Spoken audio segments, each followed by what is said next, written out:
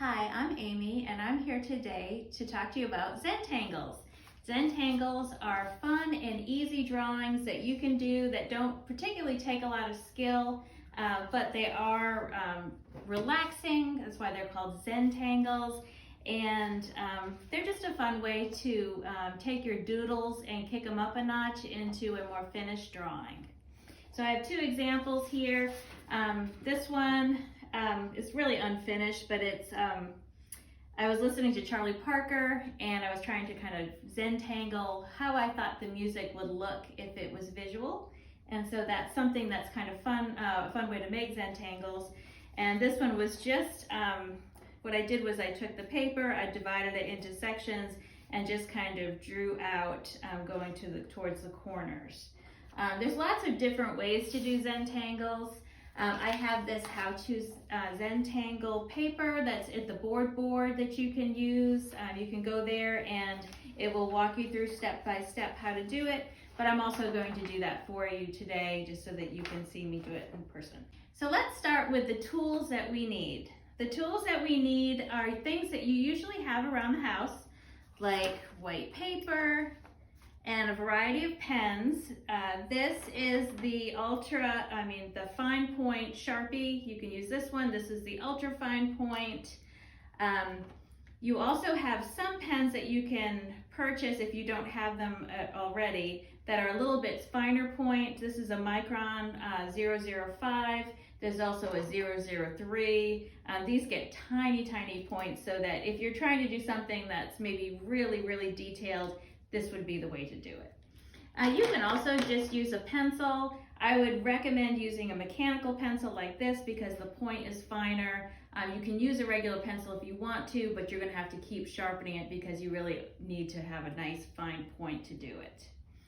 Other things you may need is a ruler and one of the drawing triangles that are just kind of helps you get to line up your points so that they're more even, especially if you're doing angular work. But you don't have to have that. When we look at the examples that are on the sheet here, they're just working within a square and filling it up with lots of things, not so much using a ruler. This one here, obviously I used a ruler quite a bit. The same one here, I used circle templates and rulers to get some of those right. So when we're working with this, the first step it says is to, well, the first step is to go over the materials, which we just did. And then the second step would be to draw a string-like design. So we're going to take our thicker Sharpie and our paper here, and we're going to make some squigglies.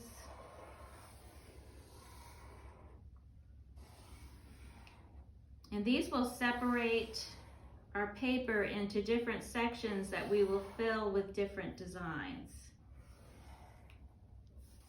So I made something that looks like this. Now I'm not going to do the entire project for you just because it will take me, a good Zentangle will take, especially this size, would take me probably 6 hours. So that's a long time. This one, it's still unfinished and I probably spent 8 hours on it. So they can be very time consuming. But the idea is that you will fill each one of these sections with different designs. One thing I would recommend you doing is practicing your designs on a separate sheet of paper. So you can take your paper and you can fold it up and divide it into a bunch of squares, or you can draw squares on it, kind of like I did here. Look around your house for ideas of patterns that you could use on your Zentangles.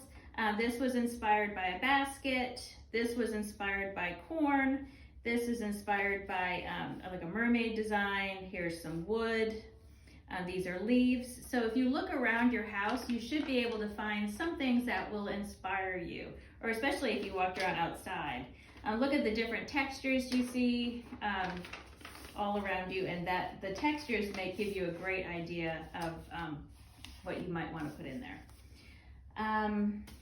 After you have your design doodled out, you will start to fill in the different spaces.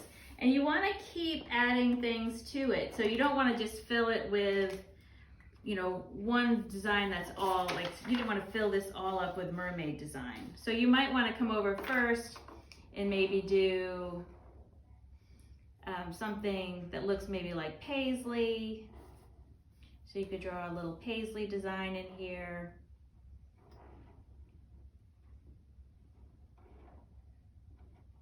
Maybe put some circles in it. And so I started a design there. And then from there you can fill it with different kinds of designs and patterns. So the idea is just to keep making it more and more complicated. So you can start with something that's simple and then just keep adding to it. Try not to leave a lot of white. So if there's white, you can always try to find some other pattern that you can put inside of it. And it's just like kicking your doodles up a notch. So I hope you enjoy making Zentangles. I love making them. It's something that I do when I have, you know, free time and I just want to sit and draw and watch Netflix. This is something I can definitely do at the same time. And if you have any questions, you can contact me and I can help you, and I'd love to see your work. So enjoy drawing your Zentangles, and I'll see you next time.